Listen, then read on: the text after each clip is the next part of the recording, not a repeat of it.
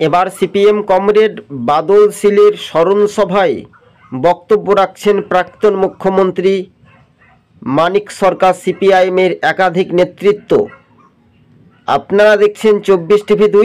আমাদের ইউটিউব চ্যানেলটি ভালো লাগলে সাবস্ক্রাইব করে সঙ্গে থাকুন। সিপিএমের প্রাক্তন মুখ্যমন্ত্রী ত্রিপুরার মানিক সরকার বলেন, এই রাজ্যের আইন শৃঙ্খলা পরিস্থিতি নেই। তবে বাদল শীলের বয়স খুবই কম, তুলনামূলকভাবে তিনি একেবারে বললেন, কিন্তু এইভাবে বিরোধীদেরকে যেভাবে হত্যা এবং যেভাবে গণতন্ত্র হারিয়ে ফেলেছে শাসক দল বিজেপি, তার বিরুদ্ধে তীব্র কটাক্ষ করেছেন সিপিএমের বসিয়ার নেতা মানিক সরকার। কার্যত রাজ্য রাজনীতিতে আজকে আগরতলায় বামেদের জনঢল বা জনপ্লাবন এবং একই সঙ্গে শাসক দল আগামী দিনে একটা বড় অংশের ভাঙন ধরিয়ে সিপিআইএমে নাম লেখাতে পারে বলে এমনটাই সূত্র মারফত খবর। তবে আজকে বাদল শীলের স্মরণ সভায় সিপিআইএমের একাধিক নেতৃত্ব, প্রাক্তন মুখ্যমন্ত্রী মানিক সরকার।